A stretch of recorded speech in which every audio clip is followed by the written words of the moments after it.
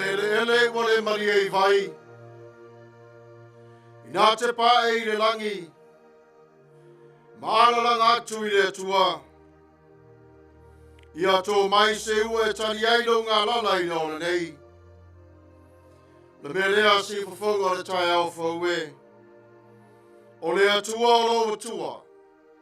Na ia whaia oe mo ia. Ma na o ia lava mo oe. Sa moa le lanolangi Atua. O le viinga lava I le atua I mea o pitua lunga. Na nei tai au. Omaia. Tatou Tapuai atu I le atua.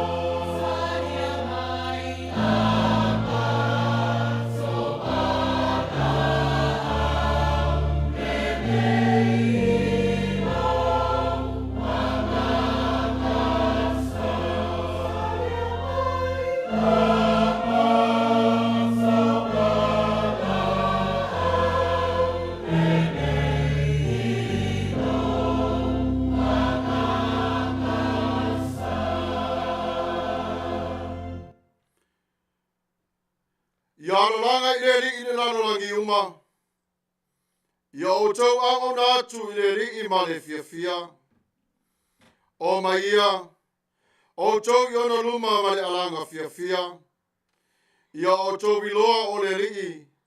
O ia lava o le atua. O ia na whaia I tatou. Wa whai tatou mona. O lona nuu I tatou. O le lafu ma moe wa ia whangaina. Te talo o le anganga Paia. Le tupu siri e se. O le langi ma le lano langi nei. Mātou te wala au ma le whai te lawa fio nei tai au. Faamalolo mātou Mataio siri e se. Au na mailo o nganga Paia. E Paia ma Manuia nei Sauniga. I le lofa ma le ngā lue whātasi ma lawa fio. E ala I le nganga Paia. Mātou te wala au atu le suafo Iesu Keriso. Lo mātou ali I ma lo mātou whaola. Amene.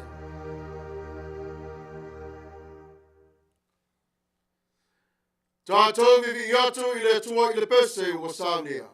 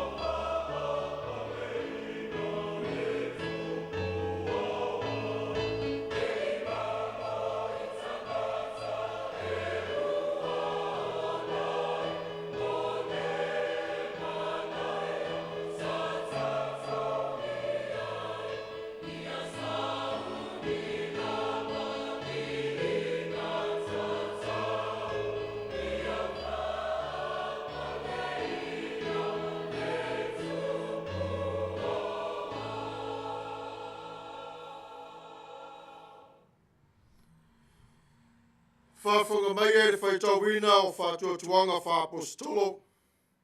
Ngangana wha Samoa ma ngangana wha Peritania. Ua o whatuatua I le tua le tamā. O le ona le marosi umalava. O le na whaia le rangi ma le laro rangi.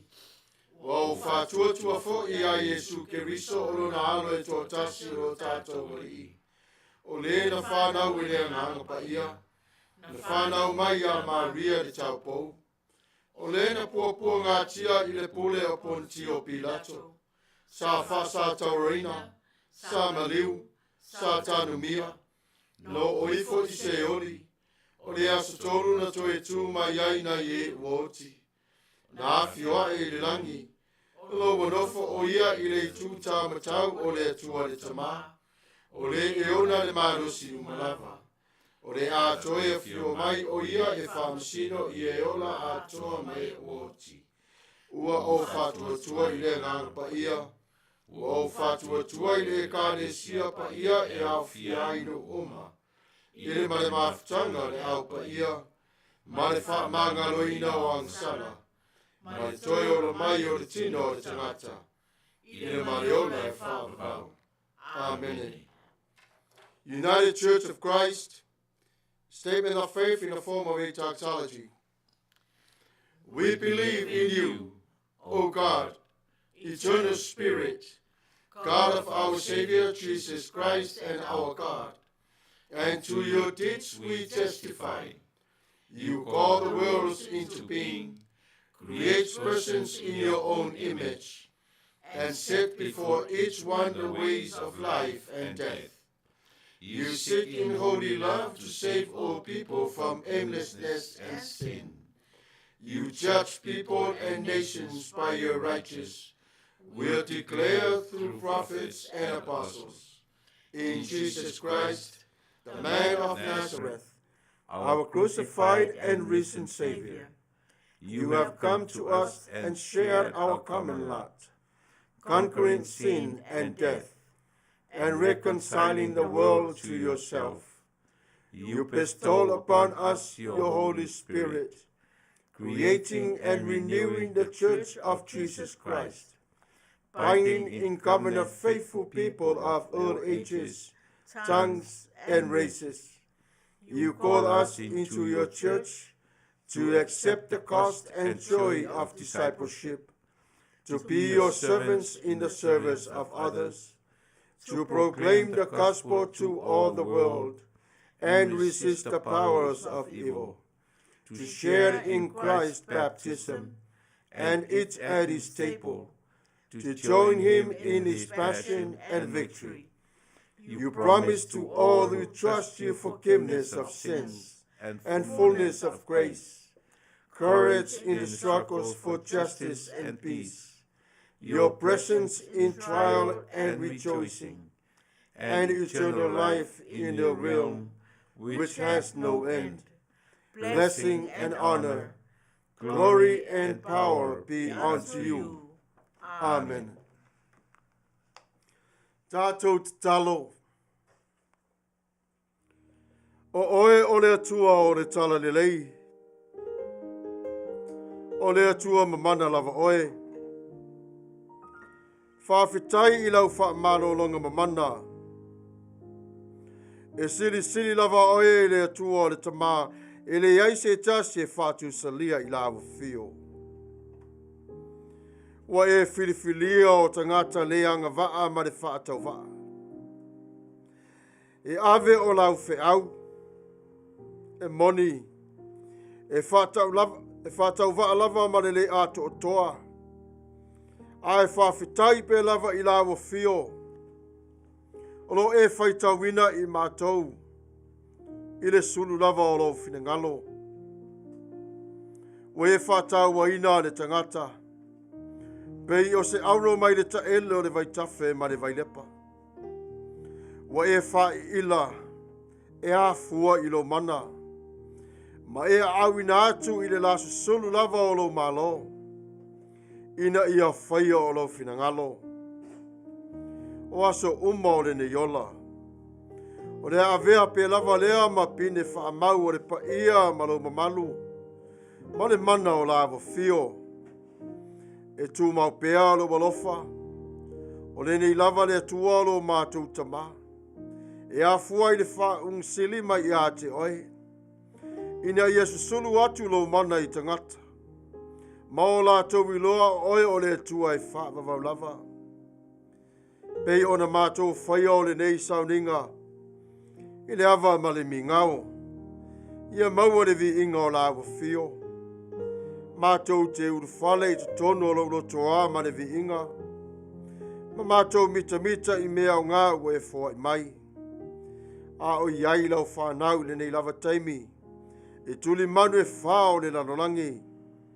O lo au mawai tangata Israelu. Ia la tau tala i atu lo fina ngalo i ate i la tau. A wana leilo lo mai i la tau i le tāwhianga. Le atua lo mātou te mā mātou te whawhitai ai. I le matai sau o la fio. I le whaunga ina la fio le paleli o au ngā ruenga. E wha tino o lau ngā ruenga. Le atua lo mātou te mā. Lo mātou wali i le tongi o lai. O lena maliu. Mo wha mai nai i mātou mai le anga sa mātou whai. O lo mātou loto. Ia lanu ta si ai le lalolangi a toa. Wa e Faasa'oloto le tagata mai i angsala.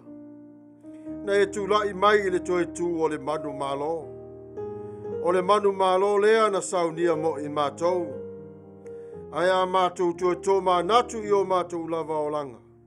Leli ie, wha mole mole, wha mangalo mai i mātou i o mātou wha le tonu. Ianga sala ma leu o mātou whaia. Le tamā, o mātou iloa, o mātou solia o tulafono. Maua mawai e sinai i mātou ona o anga sala o mātou whai, i le vā whealoa i malawa fio.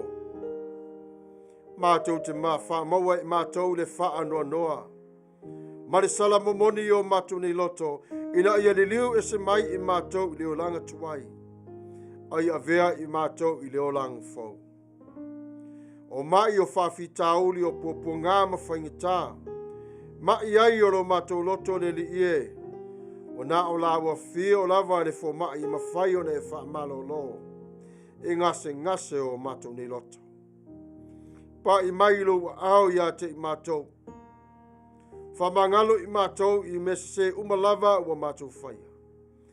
Au wale tu ua i mātou i le fili. Ai e alofa. Whaia ina le malo i lawa fio e whaavavau lava. O mātou mana onga le li ie. Langona lava i mātou le vai vai. A o lo malosi le tua lo mātou tamā. Faamalosi au mai i a te i mātou. Ina ia awane i mātou na wha vai vai. A ia maua i mātou le ola Tapuai ma le ola malosi i a te oe. A o mātou ngānunu e te tonu o le tovine. Mātou te mana o mia lava lawa fio i teimi ua lava. Le malosi. Ia pa i mai i a te i mātou i teimi uma e whawhawina ai lo mātou ni ola Tapuai. Fai mai lau wa fionga. Ole oli i le li i ola umarusi lea. E moni lava. Mātou te mana o mia le oli i le li ie. Ina ia sui tūlanga ai i vaenga o vai vainga o mātou ne yola i le mafofau. O tino ma le anganga. Le atua lo mātou tamā. O le olanga i taimi umalava e tu leia mai a te i mātou. O lu i tau o le ne yola. Ai mātou te wala au i lawa fio. A o mātou ona iai lunga le lau e le ele mo moni le fu o le manu malo. Mana o mia o lawa fio. E tele leo le tua lo mātou tamā. E whai mawhasa la vei lo mātou ni yola. Ai mātou te tuina atu pe i lawa fio. Ina ia tasi le leo. Tasi le ola. Tasi le tino i ate oe. Lele ie. Fesoso ani mai a te i mātou. Ave ese mai le fiu i a te i mātou. Whatupula ia lo mātou wala i le wha atua tua. Mātou te wala au mosi o mātou watunu o Samoa. Manuia le ao o le malo. Se yo lava i tonu le kapineta o le pale mene ma le whainga malo. O i tūte tasi u mo nuu ma la le whanga le li ie. Manuia i a te i lato. Fua i e la ua fio le poto ma le angawaa e te tau ai i a te i lato. E whaatino ai o lato ngā luenga. Te tonu o le malo. Ai mese nuu ma la le whanga ma la ue kāle sia. Whapena foi tu tuila ma manua. Na la ua whainga malo le tualo mātou tama. Tasi moi moi i la ua fio. Whapa ia Manuia la ua fio. Le fionga le kovana le tualo mātou tama. I lona ofisa matanga le wenga se ese. Te tono foi o na fua fai tu la fono. Atua i mano lato wola Tapuai i la ua fio. Manuia si fonga o le tai a fo de nei tu la. Au ta pena atu le nei vai aso le tua. A wafe au Matiu te le ti o Faasa'oloto. Pei ona e si la fia lo mātou matai. Pui mātou mai i le fili le li i le tau whaleanga. Ma le tau whase. Mātou te tu mau pe lava le te patau la i la o fio. Wa o oe e ana i mātou. Lea ora mātou ne talo. Ma le o lenga le tualo mātou tama. Manuia i leo pua ngā i so se vai panoa le tua. Sami e amane la wele ele. I le suafa o Keristo Yesu. Lo mātou ali i whaola. Amene.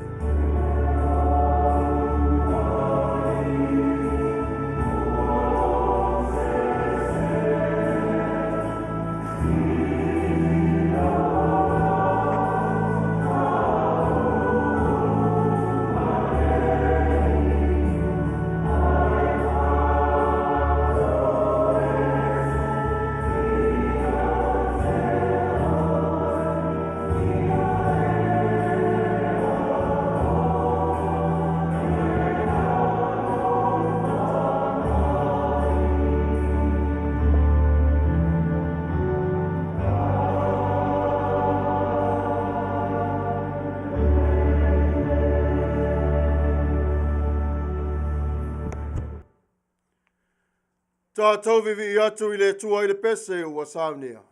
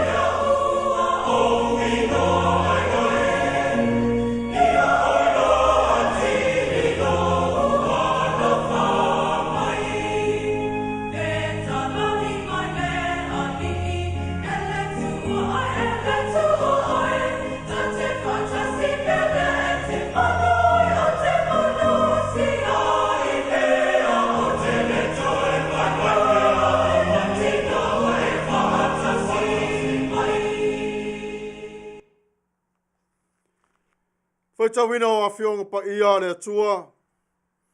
Ngangana Whaperitania ngangana Faasamoa. Reading of God's Word in English dialect and Samoan dialect. Our Bible reading for today will come to us from the New Revised Standard Version, the New Testament, the Gospel according to Matthew, chapter 10, verses 1 to 15. But I will only read the portion of this chapter for today. Let us hear the word of God. From the verse 5. These 12 Jesus sent out with the following instructions.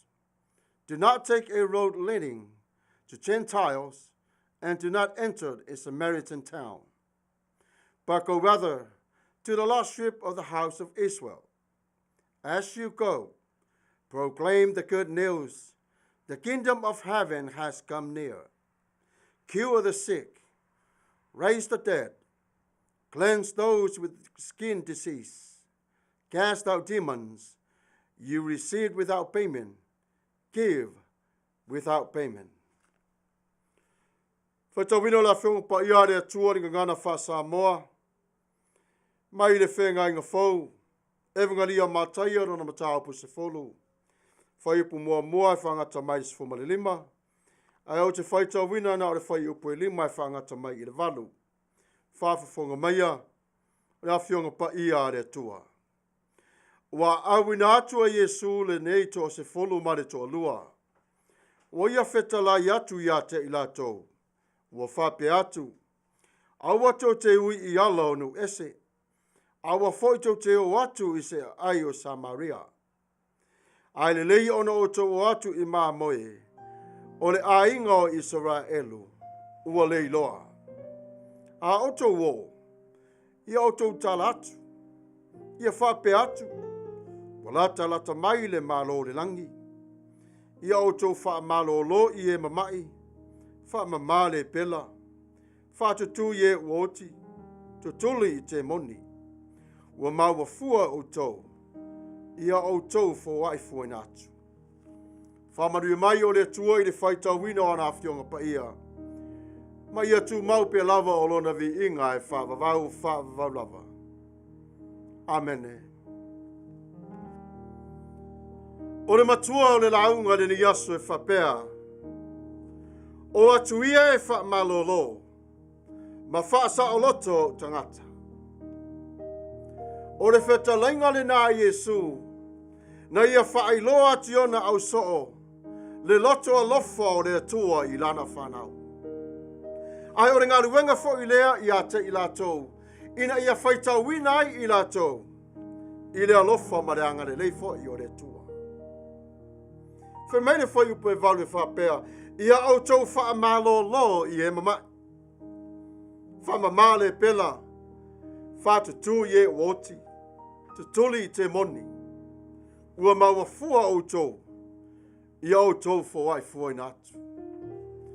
Wa ave e Yesu pa ua tu inatu e Yesu le me alo fasili. E au ngā i a te i latou. O le mana. Ina ia latou whai ai o le ngā ruenga.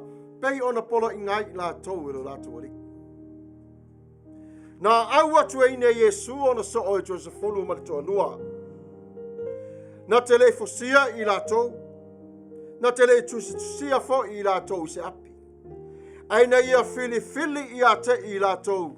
I le nei ngā ruenga whapitoa. I le watu lea i le whananga Israelu. La tau te le oiloa o le atua. Mai ua wala au fo i Yesu ke riso i a te i Tatou. Na te le mi milo o Tatou lima. Pe Faamalosi i a te i Tatou. Ai ua ia filifilia lava oe le tangata whatau waa mare leanga waa. E mamoli ai o le au mare anga le leileo o le tua. I lau a inga. Tua oi. Ai meise i au bo mai e masana. E mawhaila o na tātou whilwhilia whātasi. Pe tātou te tūpe i tua, pe tātou te sāwa wari i luma, mana li whaola. Pe awala a wina whai oe e Yesu Keriso, e muri atu i a te ia, o le a whai i o sautati. Tō tele tangata whapea e se taimi. Ai o le wala aule na Iesu ia te oe, ina ia tu watu ia te oe le mana, ina ia e ngalue ai, e whaatino le whina ngalo le atua. O i lato umalawa nei e se fulu mare to onua. Se a mana ia i lato do lato wola tupu tupuai. Ai ono o Iesu lava malona whina ngalo, na ia whirifili ai i lato i le ana ngaruenga. Ina ia lato wo watu i a ingo Israelu wa leilolo. Are choose to singa lava ia Mataio lo whaailoa mai ai, le vainga patino lava lea, wo na o le a ingo Israelu. Po le nu o le tua. Na wala au wai Iesu ia te i lato, ia o tau usu sta. Awani i o tau o ese mai i mare, polo inga watu ina atu ia te o tau. Awane o tau o i Samaria ma le telo nuu. A ia o tau watu lava na o tangata o Israelu. E tāu o tele le nei ngā ruenga. A vea fo i le ma masa ninga i tutonu le vā ma le ali i whaola. Fe mai e tāua i a te ia so se tangata lava i tutonu o le ngā ruenga nei. A whao ngā ina fo i le tua o se tasi. Ua iai o le mana i a te ia. Moni, tātou te talia Iesu i lo tātou ni ola. Tātou te maua i le mana tātou te ngārunu e ai. Ai te eti fo i lo tātou wha atua e wha pewhia la o nā o ngā o le mana i a i tātou. A tātou wawa ai le laro langi manona tupu tupuai. E tau te tongo le Manuia. Ai tupu ane foi. Mare whatamala i le angsala. A whai e te langona o lo whaatau waa malo leo ngā. Ia manatua o lo o whaau ngā e lea tua tangata whatau waa. E whai o lana ngā luenga i wenga ese. Ai se ana leo i tu ai Iesu. Pa wa ia whapea tu ai. E watu ia Samaria. Ona o ano atoa o le tala le lei o le whaoratanga e mua lava i le ainga o Israelu. Le nuu le nā o le tua. O Samaria, nisi o tangata Israelu. O lato no nofo ma tangata o no ese. Le alo o mawairo lato ingo o Samaria. Pei o le tala i le tāwheanga e tupu e lua wha upes fuma fitu. O loo mori maua i tonu, le lato tala anga atoa e whapea, o i lato na taape masana lau so atu. Ma whana na wai i lato i nuu ese. Na whetalai atu Iesu i ono soo, ia o tau iai i le wha atu atua. Ia o tau tari tonu. Ai o le ngā luenga na tu ina atu na o i lato lava lato te whaia. Ai se i mata le lei. I le ngā ruenga maona tangata. Ai o le tāpene ina foi lea o le mālo o le atua ua tau nuu mai. Lana winga o le tau nuu mai. Fe mai ua i o latou lima. Lima o le au so o le mālo o le atua. Le mana ua ia te i latou. Se tāpena pena i ei tangata o le atua. I le afio mai o latou mesia. E manino lava o aonga le tuspa ia ma le whaau o re nei tai au. O le atua lava ia na te Faamalolo i le tangata. O le atua lava ia o le atua o le whaoratanga. E tusa lava po le ale lanu o le kangana ma le tangata. E alofa pe lava ia i le atua. Ia tupu ae te tonu ia te i tātou, o lo tātou ango fie, tātou te wholawhole na atu o le tala le lei. O le Faamalolonga ma le Faasa'oloto. Ia tātou avatu ia te i lātou i le upu malo. I le anga malo, ma le wha paripale.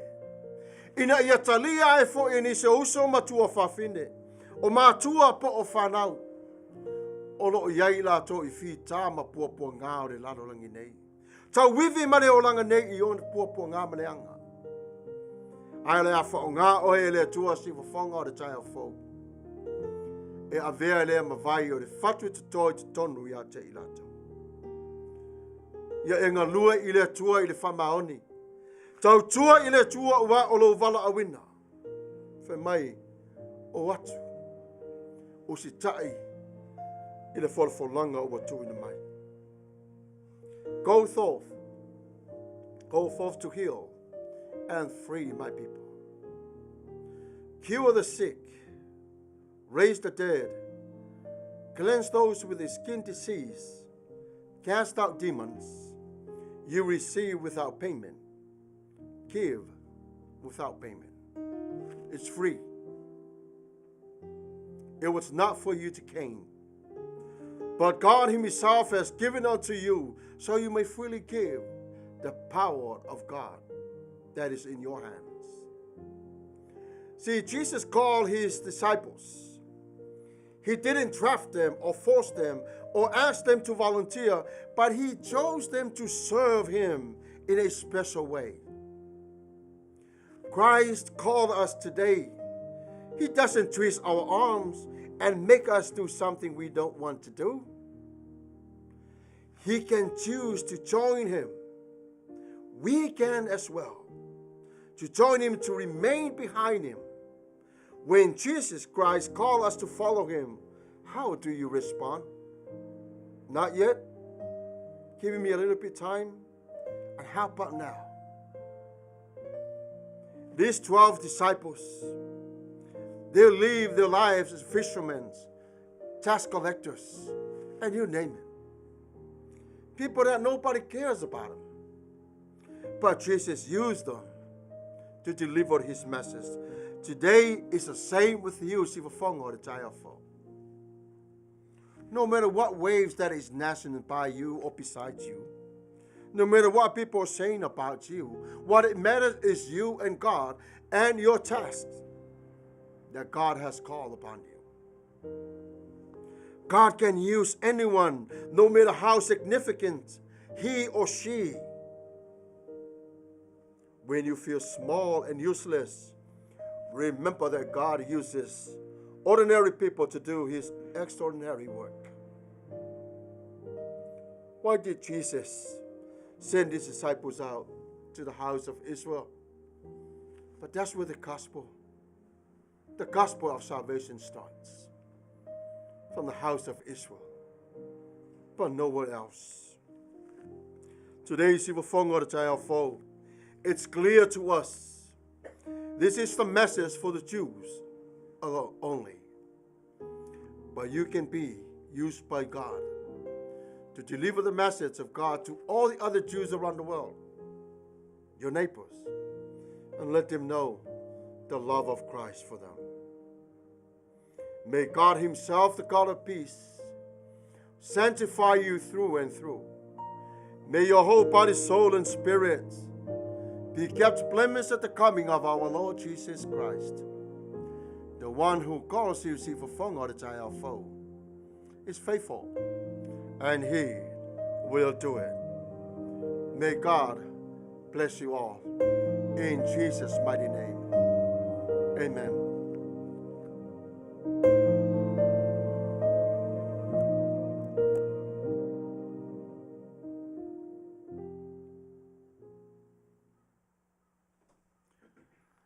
Tatou vivi atu i le tua i le pese ua Sauniga.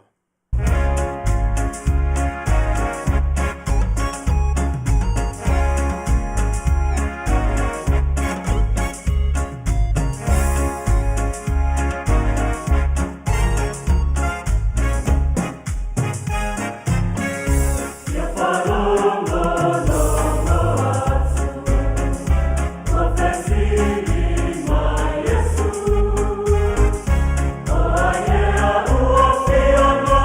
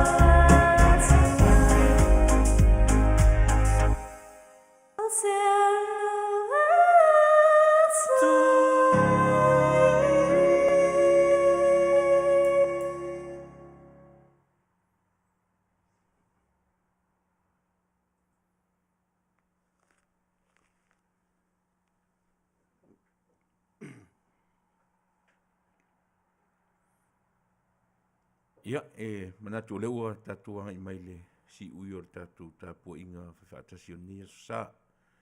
Mune atulanga whaafatai lau sunga i le whaifi au, Pastor Samuelu, ona o le tāpenanga fui o le whiau.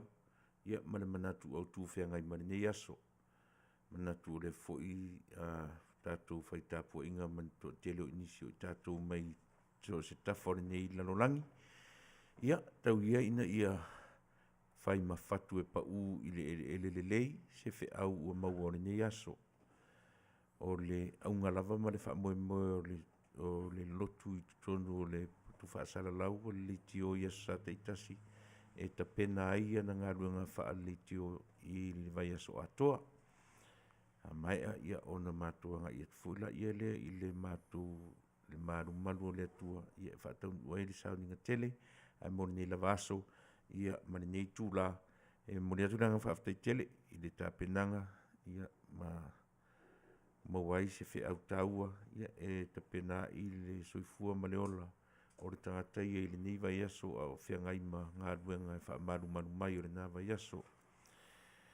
Ia tātou o ia ma le whiau o tātou maua vi ia le atua i lana upu whetalai ia whaia i lana au auna ia masuina te mori mai mo i tātou le nei aso. Ia Manuia tele le launga ina o lana upu iso se whatawhai taulanga. Ia alu male mana lana upu iso se pulelaa o le nei aso le ngata i Amerikanei ia o na territory o na nafi ia pi o le tātou atunuu manisi atunuu ia o le nei lavaso ia Manuia tele ia le upu fola o le nei aso iso se whatawhai taulanga. Ia Manuia tele Samoa. Soifua me Manuia. Tatou whai u le talo. Le atua ma Manaio lo mātou tamā. O le Sauniga Tapuai inga le wa whai wine le suafa o Yesu Kiriso. Sa whapale mai i lana afio. A wa whai wina atu i lana afio. Whaftai le tua lo mātou tamai le nei lava i tūla. E ala i lo walofa ma lo wanga le lei. Pui marutia la afio. Tai tai i mātou le manuia mai a te oe.